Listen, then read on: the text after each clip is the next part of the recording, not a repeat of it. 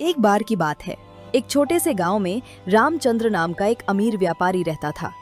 उसका एक यश नाम का बेटा था। वो बहुत ही घमंडी था।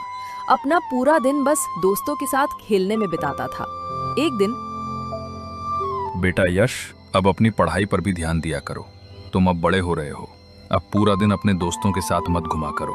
तुम्हें अब खुद पर ध्यान देना चाहिए। ये सुनकर यश कहता है, पर पापा, मुझे पढ़ाई करने की क्या जरूरत है? हम तो बहुत अमीर हैं। अगर मैं नहीं भी पढ़ूंगा तो मुझे कोई परेशानी नहीं होगी। वैसे भी पढ़कर मुझे कहीं छोटी नौकरी नहीं करनी। आप मुझे पढ़ने को क्यों बोल रहे हो? बेटा, ज्ञान तो जिंदगी जीने के लिए बहुत जरूरी है। तुम्हें काम करने के लिए नहीं, सीखने के लिए पढ़ना चाहिए। ये तुम्हें आगे जाकर बहुत काम आएगा। अगर तुम अभी नहीं पढ़ोगे तो तुम्हें कोई भी बेवकूफ बनाकर चला जाएगा। एक जानकार और समझदार व्यक्ति ही हर मुश्किल से निकलने की क्षमता रखता है। ये सब सुनकर यश गुस्से में कहता है, पिताजी, मुझे पढ़ने लिखने में कोई दिलचस्पी नहीं है। आप मुझे बार बार पढ़ने का मत बोलिए। इतना सुनकर रामचंद्र ये सोचने में लग जाता है कि यश को तमीज और पढ़ाई का महत्व कैसे बताया जाए। रामचंद्र ये सोच ही रहा होता है कि तभी उसकी पत्नी सुधा वहाँ आती है और रामचंद्र को परेशान देखकर वो कहती है, आप परेशान मत होइए। वो हमारा इकलौता बेटा है।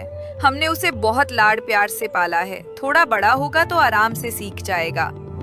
हाँ, लाड़ प्यार में बिगाड़ दिया है हमने उसे, पर अब वो बड़ा हो रहा है और उसे चीजें सीखनी होंगी। अगर हम उसे अभी नहीं सिखा पाए तो वो कभी नहीं सीख पाएगा और भविष्य में उसे बहुत परेशानी होगी।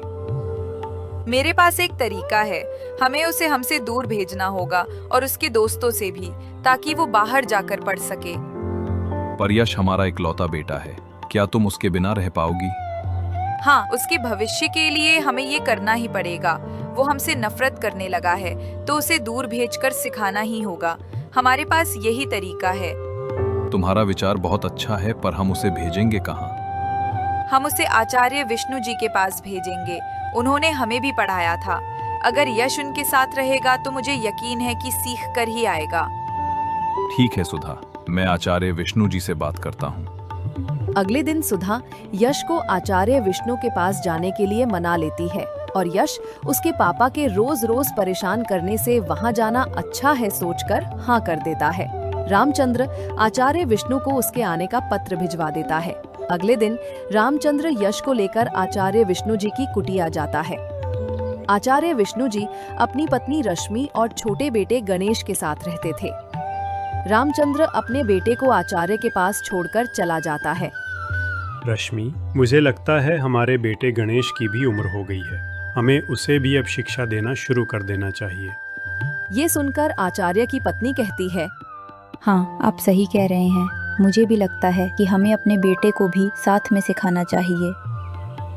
अगले दिन से आचार्य विष्णु उनके बेटे गणेश और रामचंद्र के बेटे यश दोनों को ही शिक्षा देना आरंभ कर देते हैं। वे गणेश को और यश को साथ में कुछ श्लोक याद करने के लिए देते हैं। ये लो पुत्र, तुम कल मुझे ये श्लोक याद कर कर सुनाना। ये सुनकर यश कहता है, नहीं आचार्य जी, मैं ये सब नहीं करूँगा। मैं यहाँ अपने पापा से बचने आया हूँ, ना कि ये काम करने। ये सुनकर आचार्य जी कहते हैं, अगर तुम ये सब नहीं करोगे तो तुम्हें इसके लिए सजा भी मिलेगी। मैं जो कहता हूँ तुम्हें मेरी सारी बातें माननी पड़ेंगी। इसी में तुम्हारी भलाई है पुत्र। यश पहला दिन खेलने में निकाल देता है और दूसरा दिन भी खेलने में निकाल देता है और तीसरा भी। ऐसे ही देखते देखते कुछ दिन बीत जाते हैं। आचार्य एक दिन यश को बुलाकर कहते हैं, यश, तुम मेरी बातों को नहीं मान रहे हो। अगर तुम ऐसे ही करते रहोगे तो तुम्हें इस बात की सजा मिलेगी। कल तुम 100 बार श्लोक को लिख कर लाओगे यश। अब धीरे धीरे यश आचार्य जी से भी नफरत करने लगता है। उसे लगता था कि आचार्य जी भी मेरे पापा की तरह ही हैं, जो मुझे परेशान करते हैं। आचार्य एक दिन यश को बुलाकर कहते हैं, बेटा, हमें किसी विवाह में जाना है। हमें आने में कुछ दिन लगेंगे। तब तक तुम्हें गणेश का ध्यान रखना है और इसे इसके श्लोक याद करवाने हैं, जिससे कि इसका एक भी दिन खाली ना जाए। अगर तुम इसे नहीं टोकोगे तो ये दिन भर खेलता ही रहेगा। इतना कहकर आचार्य जी विवाह के लिए चले जाते हैं। उनके जाने के बाद यश गणेश को पढ़ने के लिए कहता है। चलो गणेश, अब तुम पढ़ने बैठ जाओ, तुम्हारा पढ़ने का समय हो गया है। नहीं, मुझे खेलना है, मुझे पढ़ाई नहीं करनी, मुझे खेलना है। यश गणेश को बहुत समझाता है, पर गणेश यश की एक न सुनकर बस बाहर ही खेलता रहता है।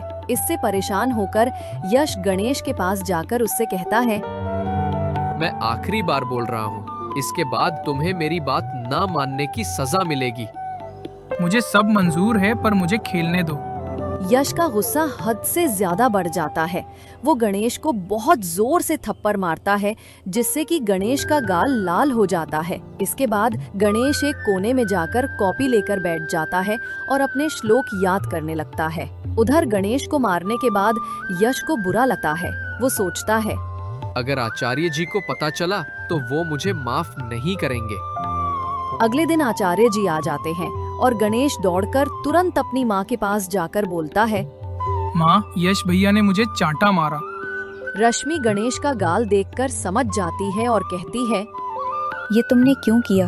हमने तो तुम्हें ध्यान रखने को बोला था और तुमने हमारे बेटे को चांटा मारा। हमने तुम्हें अपने घर में रखा और तुमने हमारे बच्चे के साथ ऐसा किया। वो आचार्य जी से कहती है, आप चुपचाप क्यों खड़े हैं? आप भी तो कुछ बोलिए। देखो रश्मि, तुम शांत हो जाओ। यश को हमने ही गणेश की जिम्मेदारी सौंपी थी, और जब गणेश ने यश की बात नहीं मानी तो एक गुरु के नाते यश ने वो किया जो उसे सही लगा। क्योंकि अगर वो गणेश के साथ सख्ती से पेश नहीं आता तो गणेश उसकी बात कभी नहीं मानता। इतना सुनकर रश्मि गणेश को लेकर अंदर चली जाती है और यश को उसकी गलती का एहसास हो जाता है। वो समझ जाता है कि आचार्य जी उसे क्या बताने की कोशिश कर रहे हैं। उसे अपनी गलती का बहुत पछतावा होता है। उसने सोचा कि उस दिन के बाद से यश अपने श्लोक समय पर याद करने लगा। वो अब पहले से बहुत बेहतर इंसान बन चुका था। गुरुजी, मुझे माफ कर दीजिए, मैंने आपकी बात नहीं मानी। मैंने अपने पिताजी को गलत समझा, मुझे माफ कर दीजिए। मुझे खुशी है पुत्र कि तुम्हें अपनी गलती का आभास हुआ।